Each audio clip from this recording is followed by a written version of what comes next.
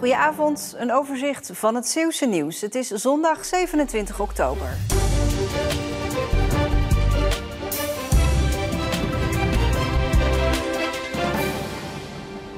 Het rijdt hier nu nog lekker door aan de grens bij Kapellebrug, de grens met België. Maar vanaf komende maand zou dat wel eens heel anders kunnen zijn. Want het nieuwe kabinet wil vanaf komende maand weer grenscontroles in gaan voeren. We zijn benieuwd wat de Zeeuws-Vlamingen daarvan verwachten. Ik kom uit Zeeuws-Vlaanderen, ja. Uit Kloosterzande. Dus vaak de grens over naar België, denk ik, hè? Ik ga hier altijd denken, ja. Klopt. Al gehoord dat het nieuwe kabinet mogelijk weer grenscontroles in wil gaan voeren? Ja, dat vind ik ronduit belachelijk. Wij zitten hier op de grensregio met België. Ja, en wij gaan winkelen in België. Belgen komen winkelen bij ons. En in principe, ik zou dat echt ronduit belachelijk vinden als er hier een grenscontrole zou komen. Nou, dat zou ik belachelijk vinden. Ik bedoel, we zijn één Europa. We rijden dagelijks de grens over en weer, dus ik zou het een heel slechte zaak vinden. Ik heb er niks van gehoord. Ik hoor het nu voor het eerst, maar ja, daar sta ik toch wel... Ik ben er wel tegen, moet ik zeggen, want dat scheelt veel tijd, kan ik me voorstellen. Het nieuwe kabinet zegt het is echt noodzaak, want al die illegale immigratie... Nou, ik denk niet dat je op de grens hier illegale immigratie tegenhoudt. Nee, dat denk ik niet. En ook niet op andere grenzen.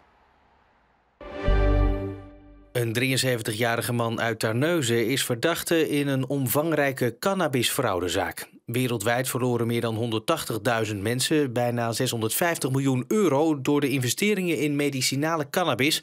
En ook in Nederland gaat het om honderden slachtoffers. Volgens het televisieprogramma Zembla is de verdachte pas maanden na een Spaans arrestatiebevel uiteindelijk opgepakt en deed het Openbaar Ministerie in Nederland lange tijd niets. Morgen hoort de verdachte of hij wordt uitgeleverd aan Spanje. Een gevaarlijke situatie vanmorgen in Middelburg. Door een storing bij de spoorwegovergang op de Schroeweg gingen de spoorbomen vanmorgen niet meer omhoog.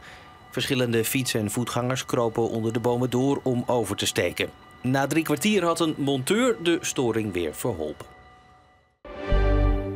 Op de Grote Dijk bij Nisse is vanmorgen een ongeluk gebeurd met een auto en een ruiter te paard. Volgens HV Zeeland reden 2 ruiters daar toen een personenauto wilde passeren. Een van de paarden begon te steigeren en viel vervolgens met ruiter en al op de motorkap van de personenauto. De ruiter raakte zo zwaar gewond dat hij of zij met de traumahelikopter naar het ziekenhuis is gebracht.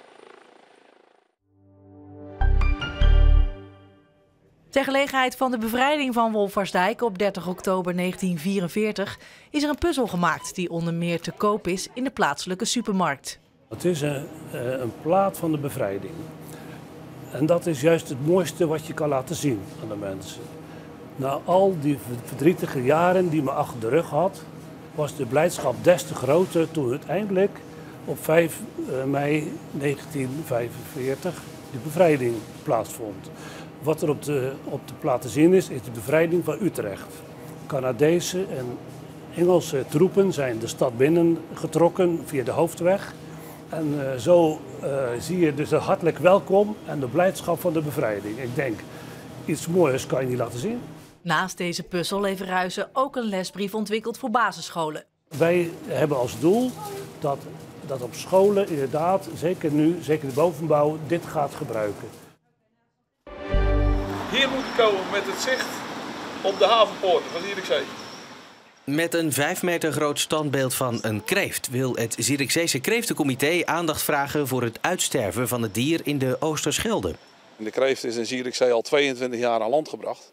En na 22 jaar gaat het niet meer, want we hebben geen opening van de Oosterscheldekreeft volgend jaar. Maar ze zijn er niet. De kreeft gaat gewoon dood in de Oosterschelde en eigenlijk niemand weet nog waarom. Het comité maakt zich zorgen over de toekomst van het schaaldier, maar vooral ook over die van de vissers. Het gaat om 43 visvergunningen. In de tussentijd, als je niks doet, geen aandacht vraagt, en dat beeld is het aandacht of je vraagt, van laten we alsjeblieft nadenken over deze kreeft en hoe die zich verder kan ontwikkelen, toch weer in de Oosterschelde.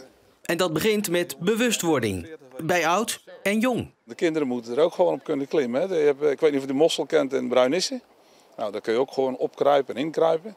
En dan moet dit eigenlijk ook wel worden, dat het niet om afstand gezien te worden, maar dat gewoon kinderen kunnen spelen op die kreeft. De reusachtige kreeft zou in 2026 aan de kop van de Oude Haven moeten staan. Na de warme zaterdag volgde vandaag een wat frissere zondag, maar zag het weer nog altijd vriendelijk uit. Met flink wat ruimte voor de zon en kwamen de temperaturen in de zon ook nog uit op zo'n 16 tot 17 graden. Nou, veel wind stond er vandaag ook niet, wat het gevoel allemaal extra aangenaam maakte vandaag. Nou, vanavond en vannacht dan is het droog met een aantal opklaringen. De temperaturen die dalen naar zo'n 7 tot 11 graden. Bij een zwakke tot matige naar zuidwest draaiende wind. En morgen dan raakt het in de ochtend al vrij snel bewolkt vanuit het westen. Met mogelijk ook een spatje regen. Morgenmiddag ziet er dan grijs uit met een middagtemperatuur van ongeveer 15 graden. En de zuidwestenwind die trekt aan naar mogelijk vrij krachtig. En dat is een windkracht 5 vlak aan zee. Nou, de rest van volgende week is het licht wisselvallig met op dinsdag ook dan kans op wat lichte regen. Verder overheerst de bewolking met in de nacht en ochtend soms ook kans op mist. Middagtemperaturen vaak in de buurt van 15 graden en de nachten verlopen vrij zacht met minima van 10 of 11 graden. En met het weer zijn we aan het einde van deze Zeeland Nu. Een hele fijne avond.